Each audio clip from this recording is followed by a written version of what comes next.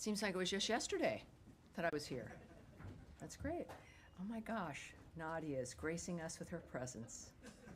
Welcome back from the White House coverage you've been doing. Thank you. But we were proud of you, if I may say. And yes, very good job. And not a lot of people would be as composed. I certainly am not when I'm there and talking to him. Yes, very impressive.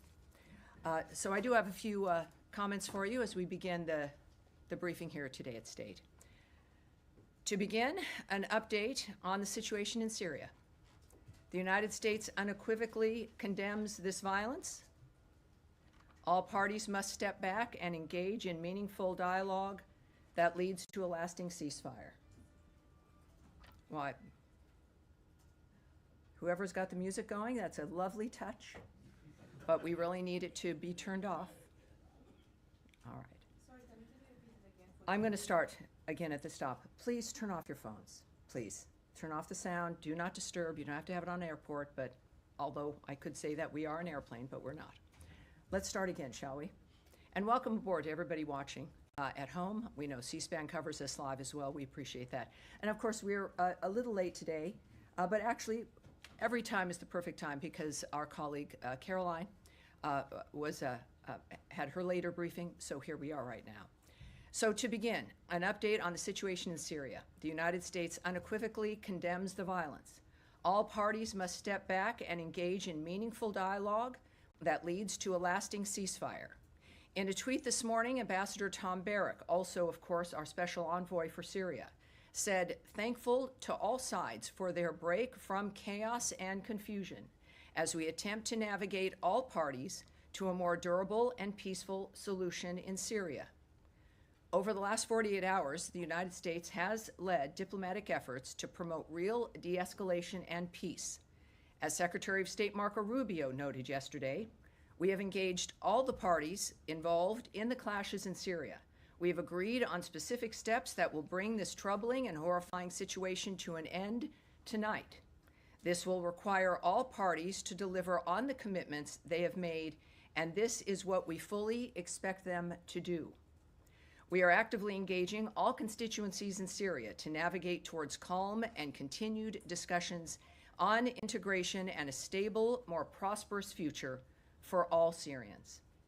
To that end, we are calling on the Syrian government to lead in determining the path forward. Now, today, the United States also sanctioned TDA leader Hector Rutherford Guerrero Flores, also known as Nino Guerrero, and 5 other key members.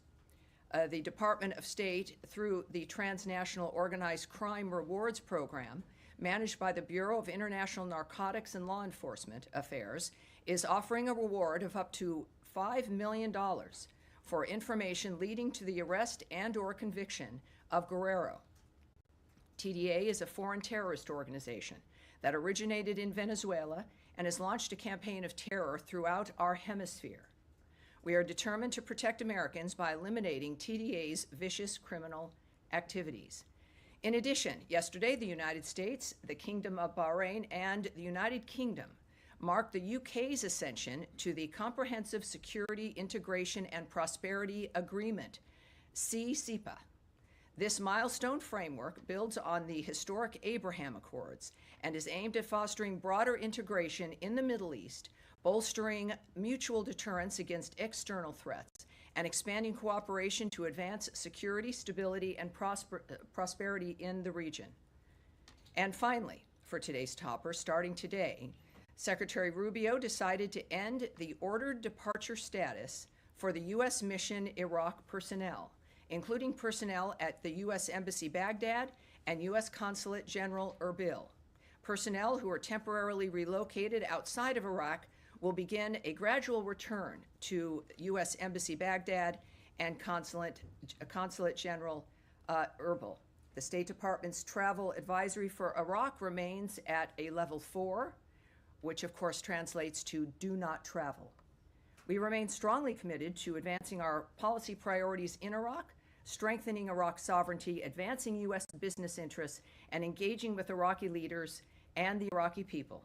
The State Department, U.S. Embassy Baghdad, and Consulate General Erbil will continue to closely monitor and assess, as you might imagine, the security situation across Iraq and the region. And that is the conclusion of my announcements. And I'm ready to take your questions, and we'll start with the young lady who was in the White House first, so we'll start with Nadia right now. Thank you. I want to follow up with what you said. The president spoke with Prime Minister Netanyahu. He's just issued a statement to say he's very sorry about targeting, or not targeting, but by attacking this church. He said it was done by mistake. But the State Department and the White House put a priority on protecting minorities, especially Christians. How can you make sure that Christians in Gaza are protected? We have 3 people dead, including 88-year-old woman from Ayad family. And to make sure that these people are not actually targeted, but as the Prime Minister said, because there have been many incidents before, Tammy, as you know. They targeted the Russian Orthodox Church before. Yes, well, in this case, of course, it was an accident. I think that the response from Netanyahu is an appropriate start. Of course, we share condolences to the citizens, the civilians' deaths at the Roman Catholic Church. We have asked that Israel investigate the strike still, of course, and ensure that all civilians, including Christian civilians, remain safe. That's one of our, of course, regular asks of everyone as we try to stop war and engage with ceasefires because of the horrible dynamics that exist across the world when this goes on. There's no benefit to this, any kind of military action, no real benefit at all. So Israel did express a deep sorrow over the damage and over any civilian casualties, and the IDF, they do note, is investigating. And of course, for further information, we refer you to the government of Israel. I can tell you, as I think Caroline also noted, that President Trump also spoke to the Prime Minister, and I think it's an understatement to say that he was not happy, that this is, again, the kind of thing that reinforces his commitment to peace around the world. I've spoken with the Secretary today at length on a number of issues. Obviously, everyone is appalled. I can tell you, for those who haven't seen it and for those at home, the Israeli Foreign Ministry has said, Israel expresses deep sorrow over the damage to the Holy Family Church in Gaza City and over any civilian casualty. The IDF is examining the incident, the circumstances of which is still unclear, and the results of the investigation will be published transparently. Israel never targets churches or religious sites and regrets any harm to a religious site or to uninvolved civilians. The IDF has a statement as well. The IDF is aware of reports regarding damage caused to the Holy Family Church in Gaza City and casualties at the scene. The circumstances of the incident are under review. The IDF makes every feasible effort to mitigate harm to civilians and civilian structures, including religious sites, and regrets any damage caused to them. So this is, I think, a good indication of their realizing what the world expects, what we expect, and of course appreciating POTUS's contact as well, which is helpful for all of us. Nadia, one more. Yes, ma'am. Syria. Yesterday, the Secretary told us at the Oval Office that the conflict in Sweden is between the Bedouins and the Druze. Do you rule out any involvement of foreign fighters or ISIS fighters in what we have seen, witnessed in the last 3 days, including atrocities against civilians? Well, there will be some continued, obviously there will need to be some continued investigation of the nature of what's occurred. We saw, of course, the President and the Secretary note, both of them, that they've been involved, and certainly our Special Envoy, Tom Barrack, is also, of course, the Ambassador to Turkey. And we know what we know at this point. Clearly, there has to be more investigation into the nature of how this started. But ultimately, the discussions have created a dynamic where the Syrians have withdrawn. Israel has not continued. That has ceased. And of course, there continue to be skirmishes. This is a rivalry between the Druze and the Bedouins that's, I think, 400 years old. This is, though, one of those challenges that, if perhaps confronted in the modern age, with new possibilities of living together, that is the kind of thing we now know must be addressed. So we've had some success You heard in my topper the Secretary's continued optimism, and Ambassador Barak, of course, is returning and will be involved. And of course, I can tell you also that we unequivocally condemn the violence that has unfolded there. All parties must step back and engage in meaningful dialogue that leads to a lasting ceasefire. Of course, we know those lines from various other locations, but we also have committed to them, and we engage with them as we are also in this case. Over the last 48 hours, the United States has led the diplomatic efforts to promote real de-escalation and peace.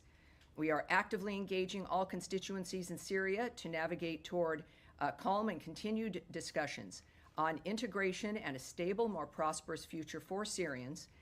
And that continues. That has been the mission of Envoy Barak, and it remains the mission of President Trump and Secretary Rubio. All right. Yes, ma'am. Humaira. Hi, Tammy. I just want to understand, my colleagues asked about this yesterday, but did you guys get to the bottom of the misunderstanding that Secretary Rubio talked about yesterday? We see it in a different wording again today in Ambassador Barak's tweet or post. Confusion. What was this misunderstanding, and did the U.S. government intervene in a way to assure that this misunderstanding will not happen going forward again? You seem a little skeptical, but I don't know if I know some people at home can see some of the reporters here in the first two rows. I guess that's a prerequisite in this job. Yeah, yes, perhaps it is. But for those who don't know, the language from Ambassador Barak's tweet: thankful to all sides for their break from chaos and confusion as we attempt to navigate all parties to a more durable and peaceful solution in Syria. And I noted to you already the language from the Secretary. The confusion, as was conveyed to me and was, I think, generally understood, was this ancient rivalry between the Druze and the Bedouins, and violence ensuing. The Syrians moving to that area to quell and stop that violence, and the Israelis who see that occurring to the Druze community and their concerns, then entered what they assessed was something larger than what, or even not what it was at all. I am not a party to the full discussions or to the details of obviously of all of these groups and nations, what their choices were.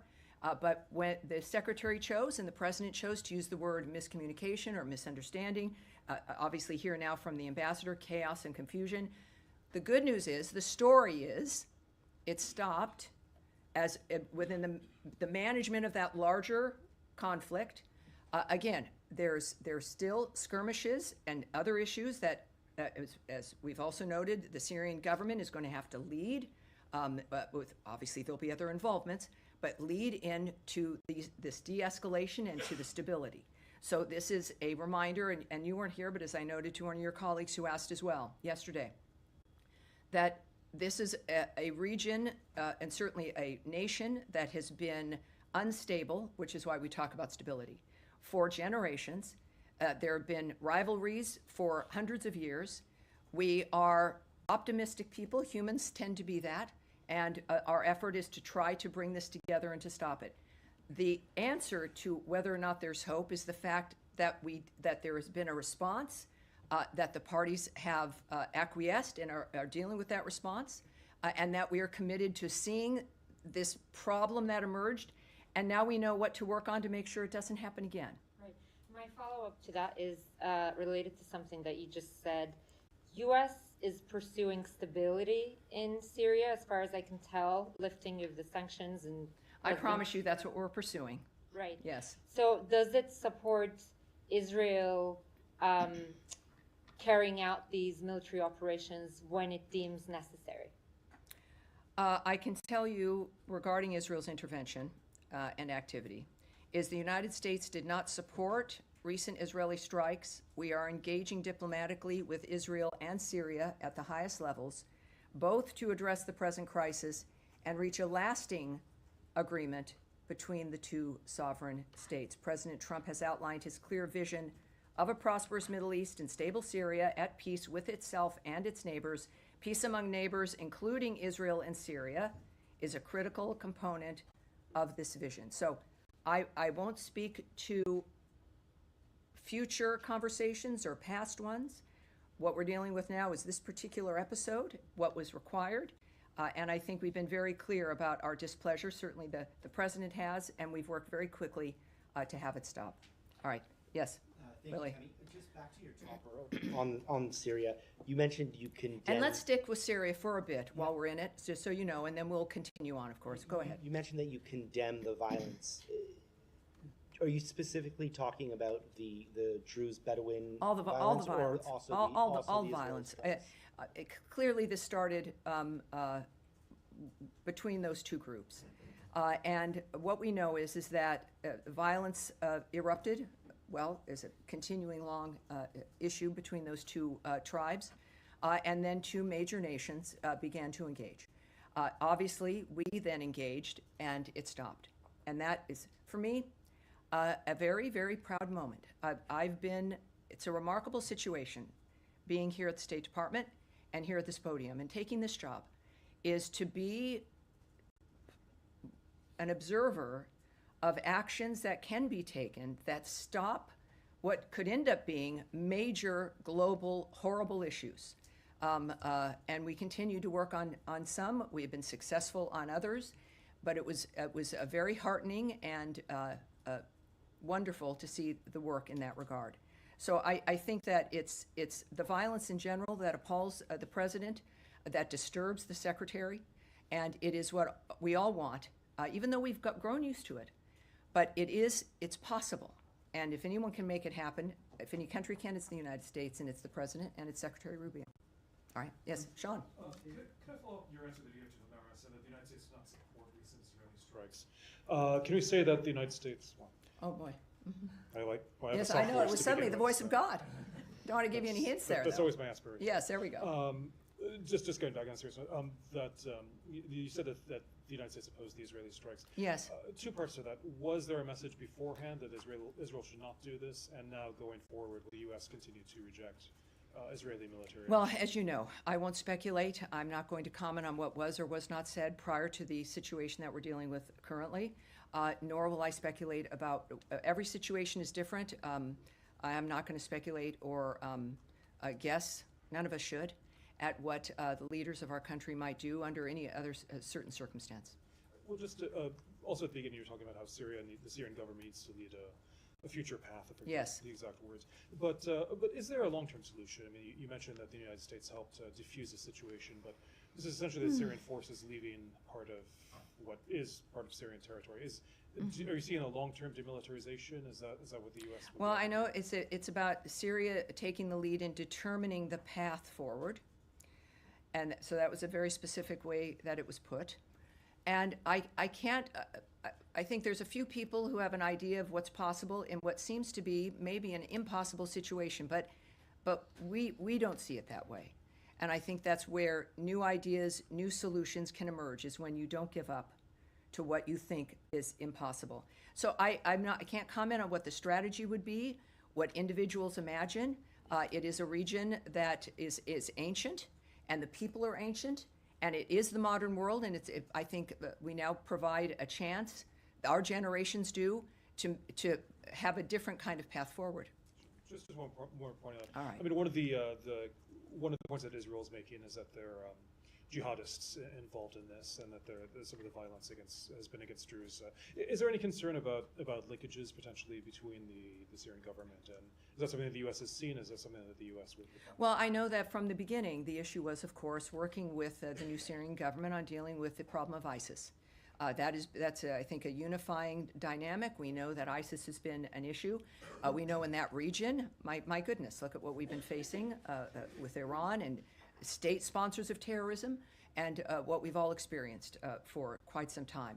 So we know that has to be part of which I won't preview anything for you, because I'm not a part of that team, but we know that matters deeply to Envoy Barak, and everyone is clear-eyed about what this is, and yet it won't stop them from trying.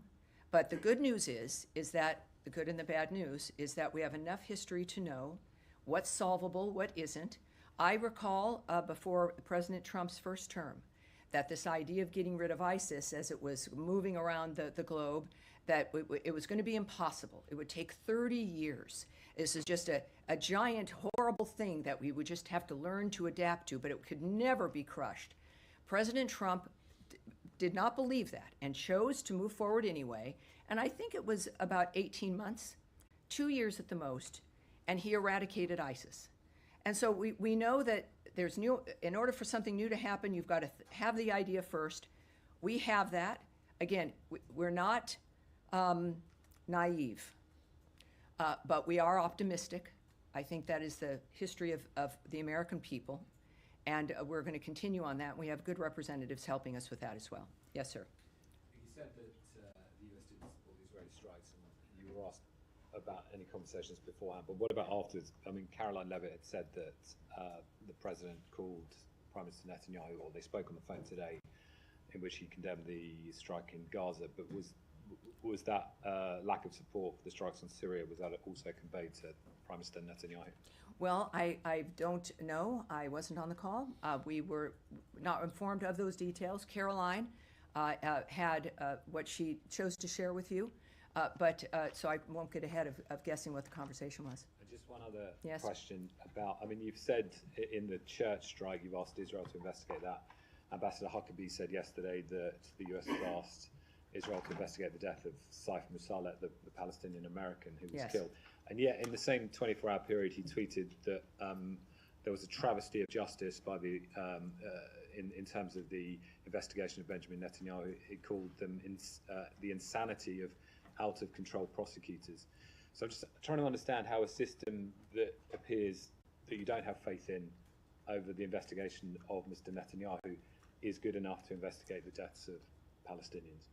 Well, I would not want to characterize the ambassador's comments, but they were his remarks. If you want him to elaborate on those, you can. What I speak to here is the mission and the statement and the actions that the State Department and the President of the United States has taken and that the government is taking. And not just these two issues, but our overall view and vision of what's going to be important in the world and how we react to it. So I'm not going to characterize or place the ambassador's comments in any kind of context. That was his retweet of the president. Yeah. Well, it's not where I'm going to go. It's not what we're discussing today. Right? All right. Yes, Michelle. I have a different topic. Well, do we have any more Syria? All right, we'll come back. So, Michelle, you'll be the start of that? Yes, sir. Yeah, thank you so much, Tani. On the path forward and also the long-term solution, which Sean asked you, do you believe that the only path forward in Syria is that the all constituency or the minority group is to integrate with a centralized government, or have these escalation, the recent escalation, changed your view? And do you think that federalism or some sorts of autonomy is a viable solution for the current situation in Syria? Well, part of starting something like this so new is I don't think it's really ever happened before, is looking at the nature of what works and what doesn't. Clearly, the people of Syria view themselves as Syrians. That is part of, I know, what was discussed earlier, the nature of how you're going to have a government like that for that nation be able to represent and include everyone. The issue was including them. Of course, every government is going to be, and should be, the decision, how it's formed, the nature of what it represents, should be the decision of the people of that country. But you've got to have a chance to start with the very basics, which is stability, infrastructure, some modicum of peace that you can rely on.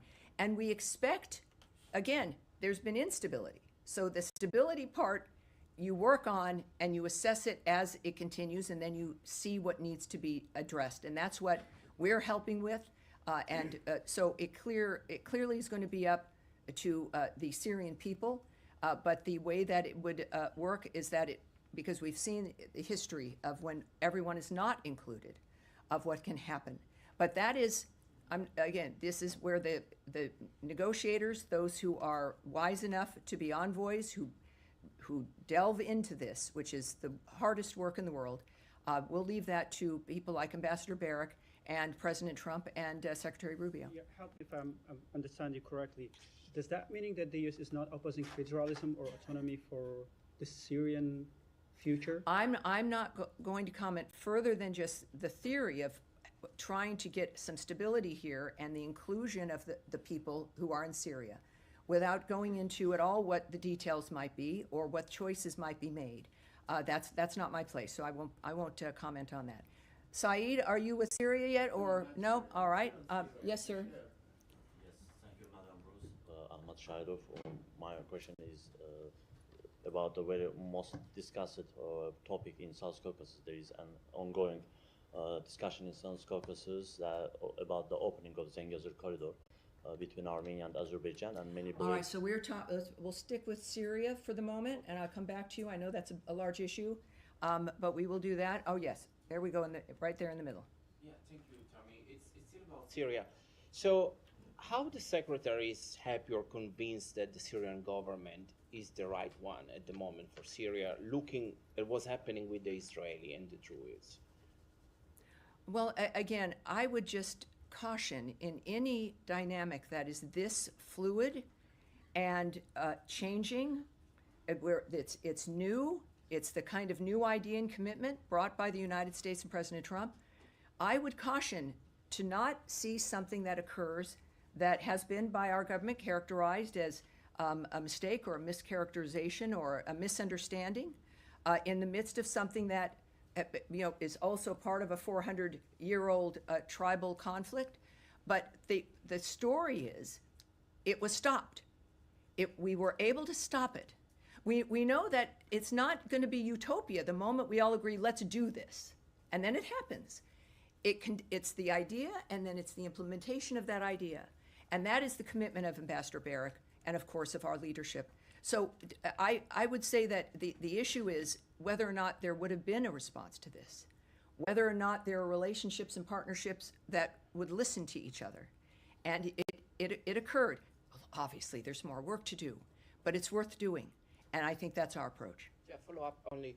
And if I may, Tommy, thank you. And how concerned is the Secretary that these clashes, let's strike, that the Israeli had in Damascus may jeopardize the potential peace deal between Israel and Gaza? Well, this is a whole region that has, it's ancient, the beginning of time, with clashes throughout and with miraculous governments throughout, just like the rest of human history. We're looking at this clearly. There's Ambassador Barrack. We have a very specific conversation going on about Gaza and Israel's situation. Certainly, we have Russia, Ukraine, and other aspects where there's new peace deals, new ceasefires that we also discuss. But let's not conflate all of them. There are different situations with different triggers, different dynamics. And that's why we look at each one differently, and we're working on each one with a different goal that is particular to that situation. All right, now, so we will go. Let's go to Michelle. We'll go to the rescission package because it includes a lot of money for the United Nations. I'm wondering if it's going to affect UNHCR's efforts to resettle Syrians back into Syria, which they call this a historic moment to do that. And I also wonder, there's big cuts in peacekeeping, and it includes some language that is critical of the peacekeeping mission in Congo, yet the peace deal that you guys negotiated relies on the UN peacekeeping operation in Eastern Congo to help implement it. So I wonder if you've changed your mind. Well, of course, that's a dynamic regarding the White House and the bill regarding the budget, et cetera, the rescission bill, for sure. At the same time, and I knew, a little birdie told me that a lot of journalists were meeting and had a briefing on the issue of the UNHCR, yes. Right? And I don't have that answer for you yet. I want one for you. It's literally, I need to find the answer to the details of that. We're going to take that back and get that for you. And since there are others interested in that as well, we'll make sure others receive it if you want to contact us with that information. Regarding comments made in a bill, the nature of certain cuts, each situation is very unique and different. As we've, of course, as you know, we've just completed essentially a several month-long reorganization and some cuts regarding how foreign aid is applied and implemented and distributed. I would just repeat that even though there are cuts and we are looking at reforming certain dynamics, it doesn't mean that our efforts will stop. It doesn't mean because something looks different that it's going away. It might be handled differently, but I can't speak to the specifics that you mentioned, but what I do know that what matters to the Secretary and what we've expressed regarding that region and the work we're doing there is that what we need to have done will get done and will be funded and we'll move forward with it. All right. Yes. Thanks, Tim. I'm hoping to ask about an update to the situation where the 500 tons of high-energy biscuits are said to expire in a warehouse in the Middle East. The statement from the department yesterday said that the U.S. would always look to try to avoid any kind of food waste, try to repurpose it. Is there any indication that repurposing might happen at this point? Well, there's a lot of interesting numbers that have been moving about with this story. There's some basic responses I can give you, including the fact that if something is expired, we will destroy it. It's a matter of whether or not it's safe to distribute. But I think what's important and what part of the story is here, and a lot of people don't know this, is that we have been feeding the world's hungry for generations. And we've done it because we can. The issue is are we doing it as efficiently as we can and as smartly as we can? We, as an example, distribute roughly 1 million metric tons of food aid every year, which is reflective of the American people's generosity. Of the 1 million tons of food distributed annually by the United States, 500 metric tons of high-energy biscuits also is part of what your question is in the news has been that they were destroyed and they were expired, and yet that 500 metric tons represents less than 1% of the food aid that we distribute around the world. I would also note the difference in its situation where why those biscuits were stored. Americans don't realize, perhaps many do, that we store emergency food all around the world for people in the event of a catastrophe in that region. So we have food that we purchase and it goes to, let's say, the World Food Program or to another distributor assigned to specific sites for distribution. And then we have food that is assigned to be held in the event of an emergency. Those are emergency frameworks, and they are not distributed. They're there in the event that obviously something horrible happens and you need that kind of nutrition.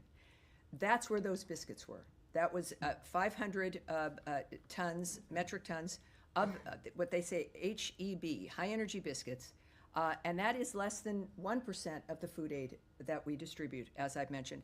The best analogy I can use is that I think most of us have, I do, I'll just refer to myself, a lot of batteries in a battery carrier that I don't use, that they're there in the event of an emergency and the electricity is down, and I know what needs batteries and what doesn't need batteries.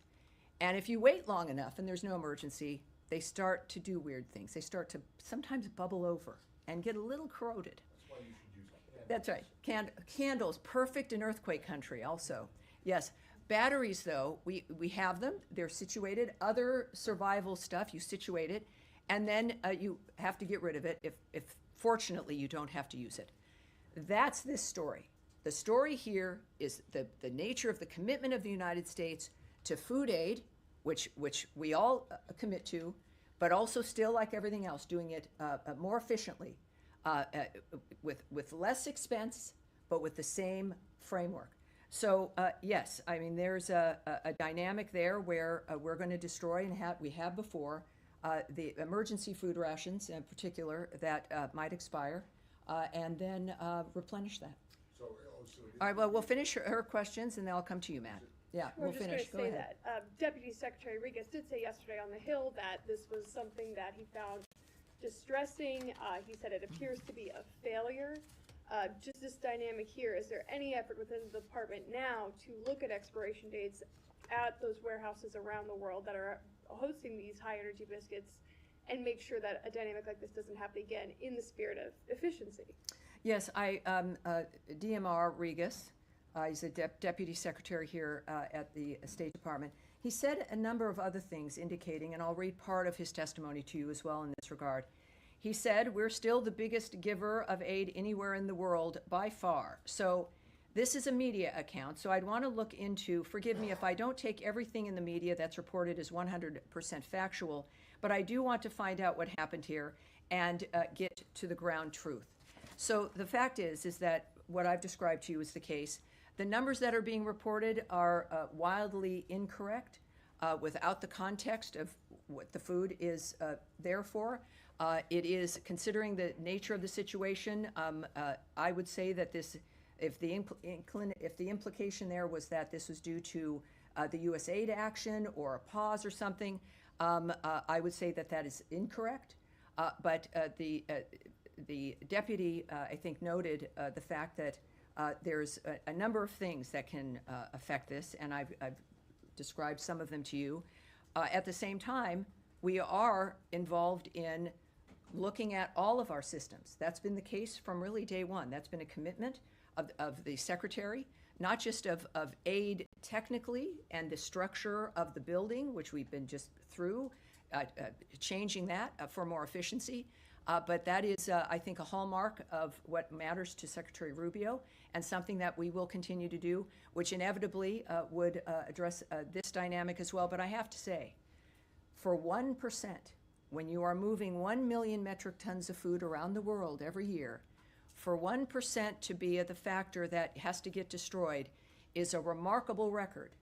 And if there is a suggestion that we're not doing it right or we're not doing enough, it is fair to say that we will not be lectured about the issue of food aid or what we do for the rest of the world, being the world's largest supporter of people with food and other aid. We have been, we are now, and we will be. All right. So, Tammy, Yes, Matt. sorry.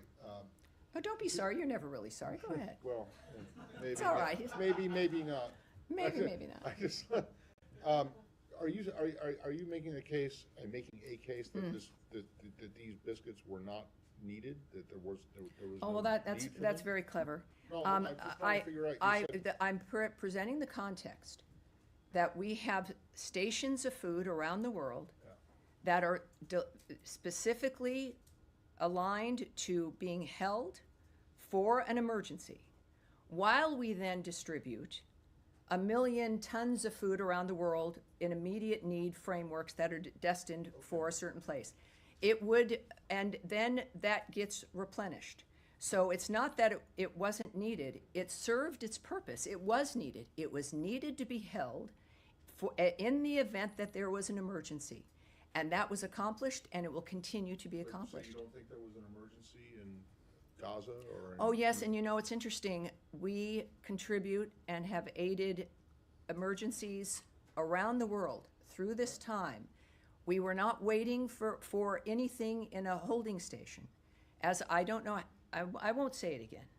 We are the largest giver of food aid and provider of aid around the world, certainly of food aid, 1 million metric tons of food. So it's not like because those biscuits are in the emergency section that we simply went home to watch television. We are the largest provider. We are proud of that, and we will continue to be. Are you committing that this administration will continue to provide 1 million metric tons of emergency food aid around the world? Yes. You rarely ask me to speculate or on a hypothetical situation. We are going to continue to be the world's largest giver of aid and of food. We are going to be doing it in a smarter, more efficient manner, but it is our nature to do so. And I've said it from the beginning. You guys have heard me.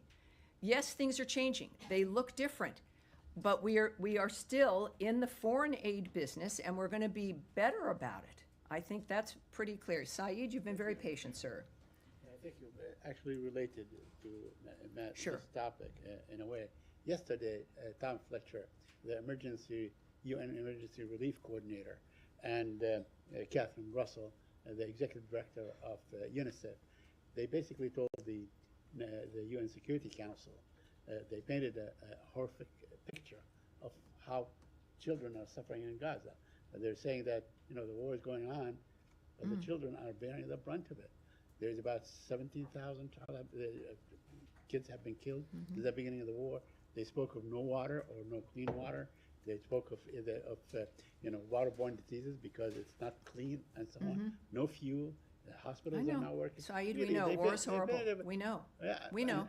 And she said that, you know, like on daily basis, 28 kids get killed, you know, since October 7 until now on average. Yes, it's horrible. It's horrible.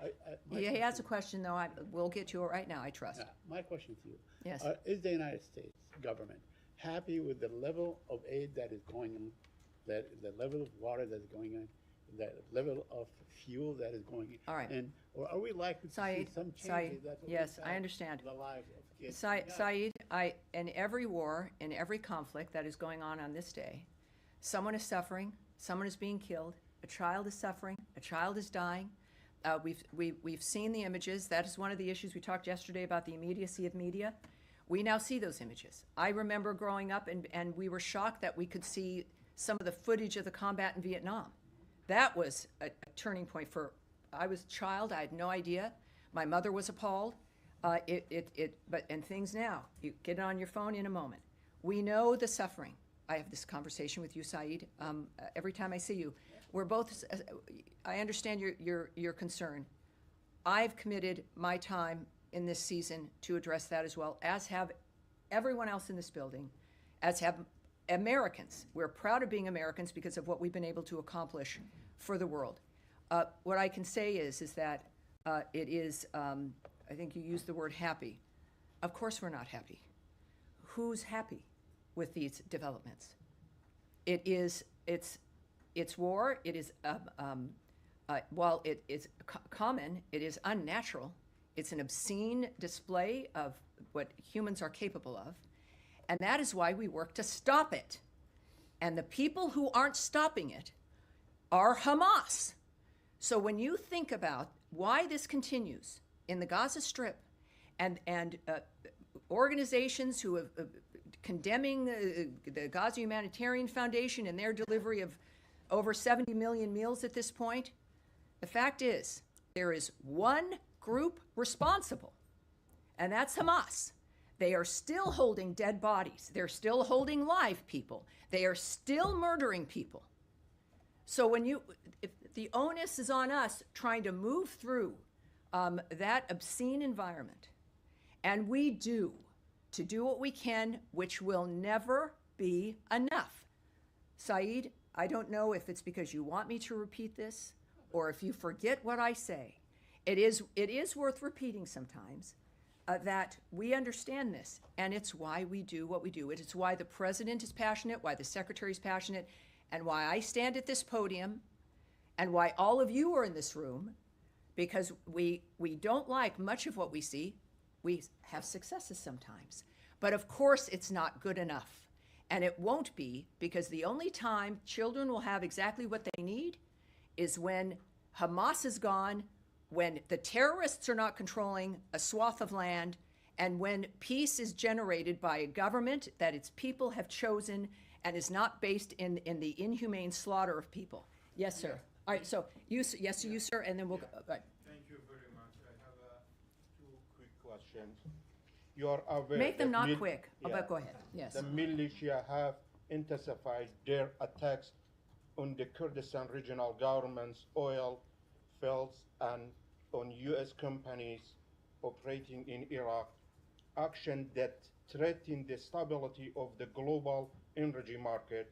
These attacks are no different from what the Houthis in Yemen are doing against international trade. What responsibilities do the Iraqi state and the international community have in addressing this situation? You know, obviously that is an issue that we are concerned about. I have put out a statement, which I don't know by heart. I am going to ask, well, where's my Tommy? Is my principal deputy not here? Where did he go? All right. Nicole, I know my statement's in here, and I'd like to read it for everyone regarding the Kurdistan situation. Nicole, could I ask you to come up? Actually, you'll have to come up here. I know, it's not that intimidating. It isn't. Everyone, this is Nicole, a woman who makes a great deal possible in this building. Let's see what we have.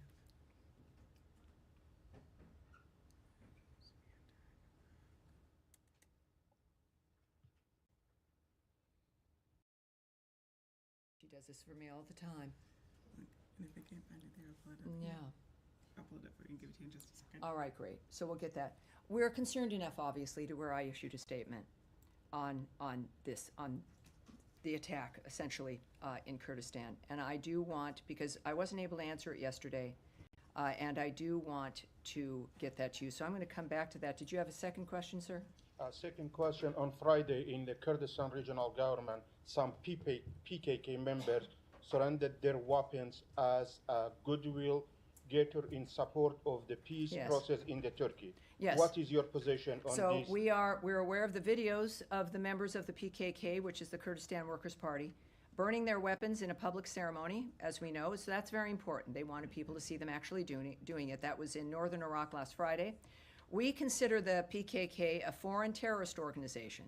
So any move to lay down arms and remove that threat is a welcome step.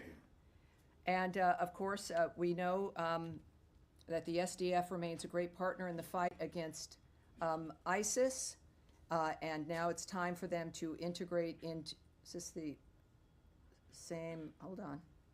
Well, this is moving more back into Syria, so we're gonna wait on that, and I think you found my statement on the other issue. Thank you, ma'am. I appreciate that. This is, I didn't used to have to do this when I was 20. Many of you have to do this. The United States strongly condemns the drone attacks that have been targeting oil fields in the Iraqi Kurdistan region since July 14th. These attacks imperil Iraq's stability and economic future.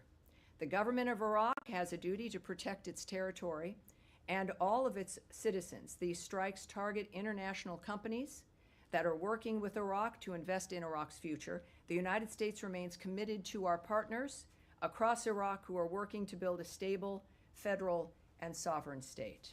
All right. Yes, go ahead, Eric. Thank you, Tammy. Two questions. We saw Secretary Rubio's very important meeting with Foreign Minister of China, Wang Yi, last Friday in Malaysia. Secretary Rubio said it was very constructive. We're now reporting that the president of Taiwan plans to transit the United States next month.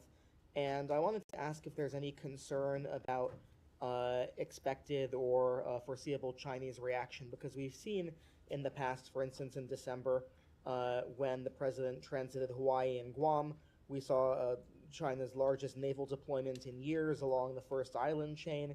And is there any concern that at a time when, coming off of this high of the secretary's meeting with his counterpart, that the presence of the Taiwanese president will somehow be counterproductive or disturbing to this point that's been reached? Well, I think you mentioned that they had met, and I would refer you back to his comments following that meeting. He stated that this was not a warning meeting and that the discussion was constructive and positive. And I remember his attitude, and I appreciated that. And also, he noted, I want to reiterate that transits by the Taiwan president are fully consistent with our longstanding policy and practice. I don't want to necessarily attach that to the secretary. I'm not sure that that's what he said, but that is the case. I would also say that transits of the United States by high-level Taiwan officials, including presidents, are again in line with past practice and fully consistent with our longstanding policy, and such transits are undertaken with consideration for the safety, comfort, convenience, and dignity of the passenger. All right. Sorry, All right. second Yes, go question, ahead. Tammy. All right. I'll be back to you in one moment. Ukraine, if I may. Your colleague at the White House spoke to the president's expectations following his 50 days deadline. My question is about Russia's reaction in these 3 days. There's no sign of any different, behavior. Instead, they did, issue a nuclear threat. They questioned president's motives. and Russian Foreign Minister today said that we are not accepting any threats. So what makes the president, the administration, believe that next 47 days will be any different? Well, I can't read their mind, and you know I won't begin to try to think of what they might be thinking. I don't know what I'm going to be thinking tomorrow. You never know. But what I can say is that obviously they've expressed their displeasure with how things have been so far, which in part led to this new structure that we're looking at, including the 50 days.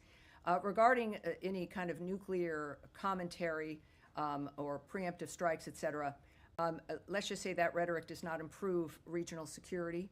And of course, as President Trump has said, the word nuclear should not be treated casually. And we have seen these kinds of reckless and unhelpful statements before. So it's not something I can preview for you regarding what might happen or might not happen. But the good news is that the world knows the nature and the attitude and the values of President Trump and the Secretary and of the American government. And we also, of course, remain committed, as we have, to Ukraine and to ending that situation peacefully, hopefully through diplomacy, as the president has been committed to. I'll go right back. On that line, last week, today, this day, the secretary met with Lavrov, and he signaled, quote-unquote, new, different approach from Russia. The fact that the president moved forward with his own, deadline, does that mean that you guys have rejected what Lavrov after? I can't speak to that. I can't address that at all. But I would caution again, drawing conclusions because of what someone else may have said or if a phone call happened. These are very deliberate individuals, the men and women making decisions, engaging in these things. We know what's at stake. We know why they're doing it. It's about life and death and who's alive today, who might not be tomorrow. They're aware of everything, and the choices they'll make will be the right choices. And we'll go right back to Eric here for his last question. Thank you, Tammy. On the same topic of Ukraine, we've seen the president earlier this week. He had Secretary General of NATO in the Oval Office. I know that he often repeats that this is that he views this as Biden's war and a war that wouldn't have happened had President Trump been president.